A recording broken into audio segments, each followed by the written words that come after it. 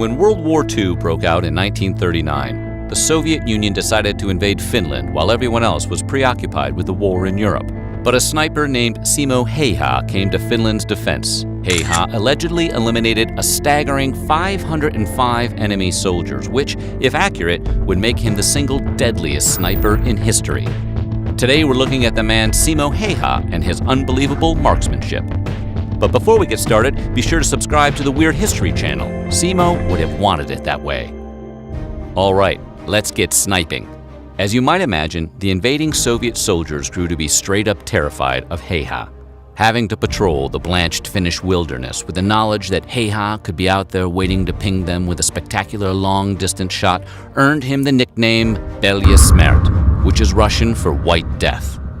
However, Häyhä's fellow Finnish soldiers had a completely different name for him. They called him Taika Ampuja, Magic Shooter.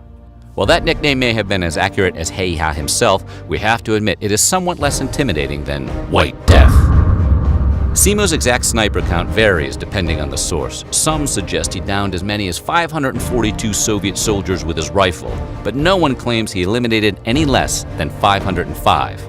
This makes him the most effective sniper in any war, with Soviet sniper Ivan Sidorenko sitting at a close second with 500 kills. However, Häyhä's count may even be higher. Rather than stay at a comfortable distance behind his sniper rifle for the entire war, Häyhä may have also cut down several hundred enemy combatants with a submachine gun. If true, that would put his count at approximately 800. Simo, that is a frightening number. Impressive, sure, but holy cow, you're really good at your job.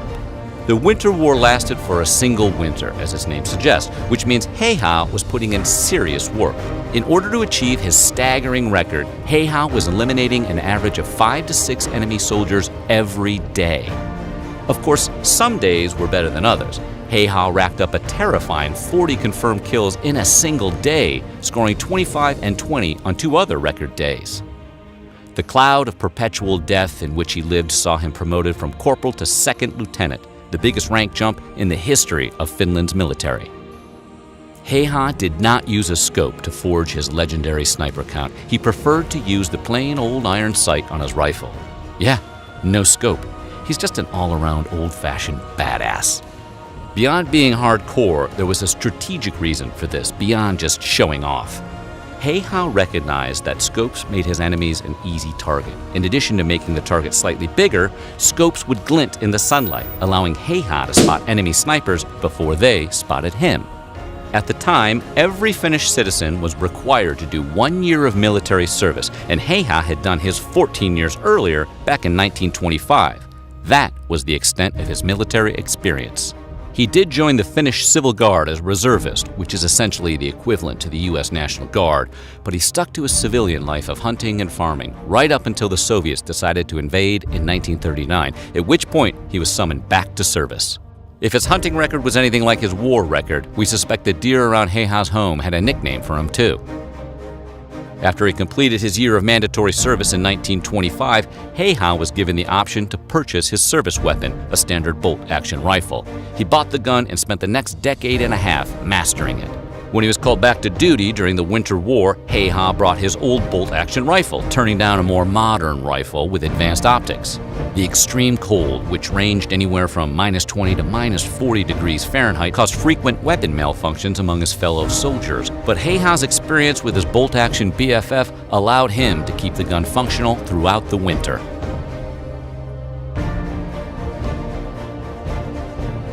While only having minimal military experience, Häyhä wasn't possessed by the lord of incredible aim. He developed his skill from being a competitive sharpshooter, having grown up a few miles away from the Civil Guard shooting range, which held annual contests.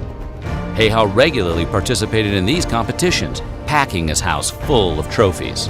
Among his accomplishments was the ability to hit a target with his rifle 16 times in a minute at a range of 500 feet, a talent best described as supernatural.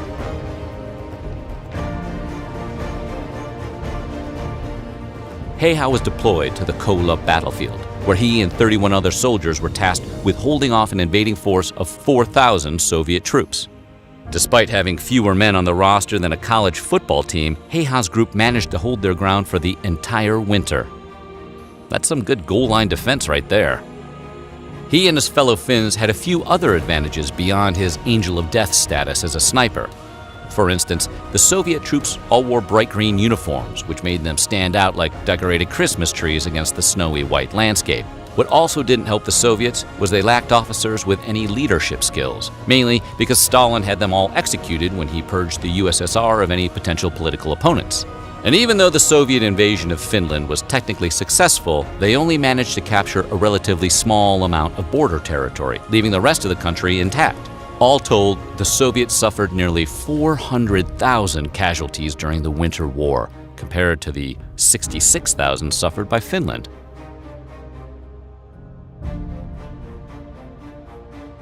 Most snipers shoot while lying flat on their stomachs because it gives enemies a smaller target to aim at.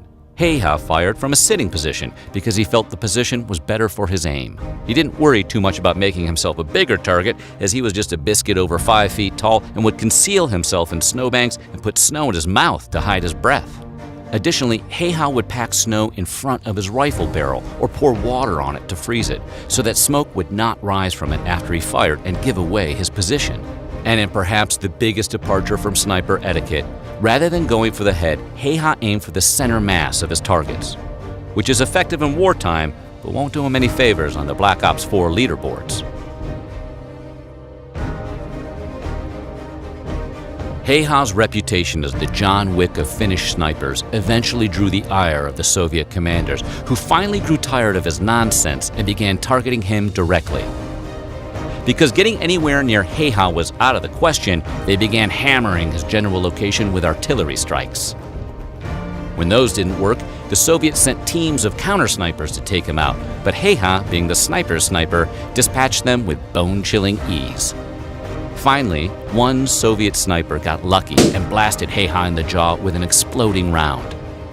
Despite being described by one friend as having half of his head missing, Heiha refused to die, and after days of reconstructive surgery, he finally regained consciousness, the day after the Winter War had ended. Despite getting a portion of his face blown entirely off his dome in a time when medicine was still largely experimental, Heiha survived World War II and went back to hunting and farming. The Finnish government actually gave him a farm in 1961, presumably both to reward him for his service, and they probably wanted to stay on his good side. Heiha took up dog breeding and continued hunting, winning the Ruokalahti Hunting Society's Game Cup 5 years in a row. In 1970, he moved into a small apartment where he lived out the rest of his days before passing away at age 96 in 2002. That's right, the deadliest sniper in World War II lived long enough to have witnessed the rise of popularity of NSYNC. Simo Heiha left his quiet farm life in the winter of 1939 to become the most effective sniper in history, racking up over 500 confirmed kills without even using a scope before returning home to live out the rest of the 20th century in peace. What do you think of the White Death? Let us know in the comments and check out some of these other videos of our weird history.